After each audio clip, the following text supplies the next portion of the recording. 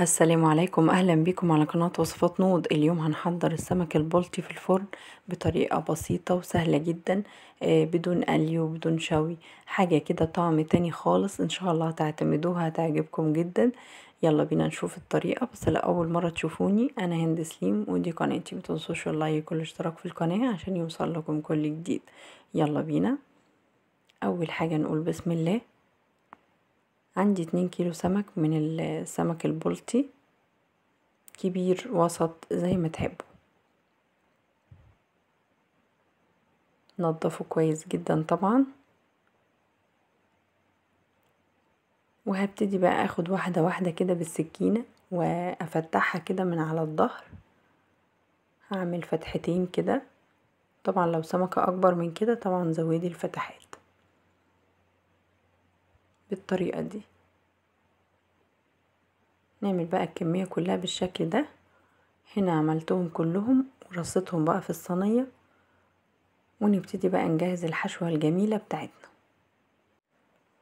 عندي بقى كام قرن فلفل كده حامي او بارد زي ما تحبوا، وقرن فلفل من الحلو اصفر او احمر، وكده حوالي بقى 10 فصوص توم و2 ليمونة.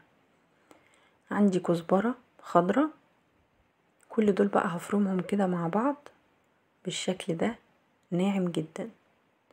هزود بقى عليهم الملح، وطبعا الكزبرة الناشفة والكمون وفلفل اسود، كل نوع معلقة صغيرة.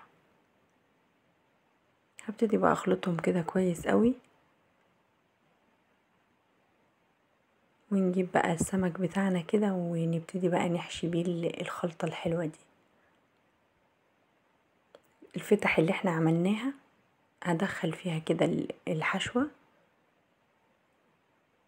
بالشكل ده،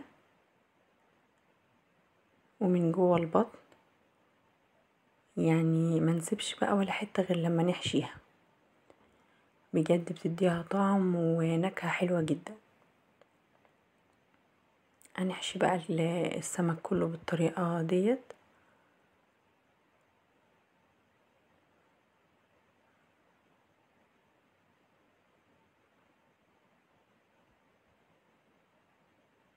بجد حشوة رهيبة وطعمها حلو قوي، والطريقة نفسها بجد حلوة جدا. بتدي طعم تاني خالص للسمك، وطريقة صحية، مش هتتعبكوا خالص. فهنخلص بقى الكمية كلها بالشكل ده. عندي 3 حبات من الطماطم. هبتدي بقى ابشرهم كده كويس قوي. انا مش عايزة القشر بتاعهم.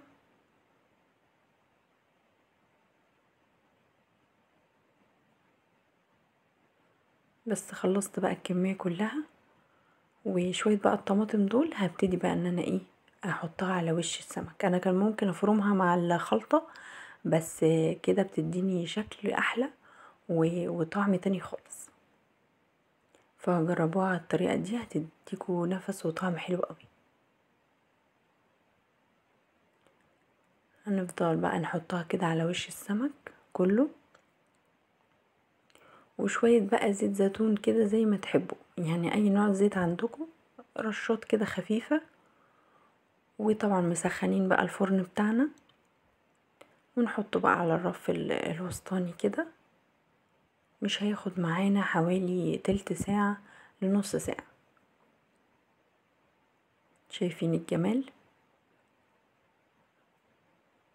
بجد يفتح النفس وحلو قوي.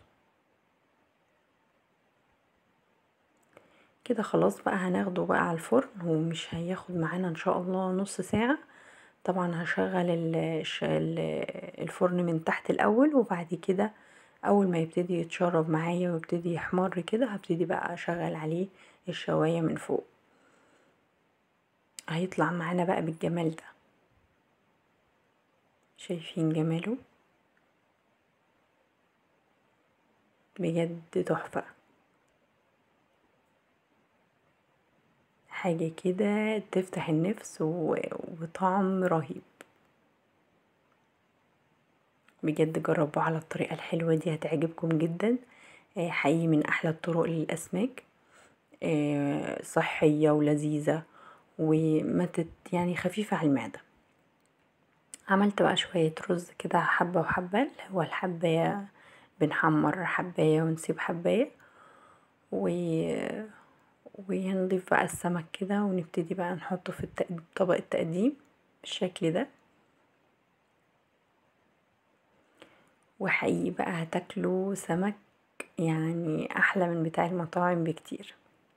هنعمله كده في البيت بشكله الحلو وطعمه اللذيذ، بجد رهيب. شايفين جماله؟ حاجة كده تحفة وطعمها حكاية. يلا جربوه على الطريقة الحلوة دي، ان شاء الله هتعجبكم جدا وهتعتمدوها زي ما قلتلكم. متنسونيش في اللايك والاشتراك عشان يوصل لكم كل جديد، واشوفكم على خير في وصفة جديدة احلى واحلى باذن الله. باي باي.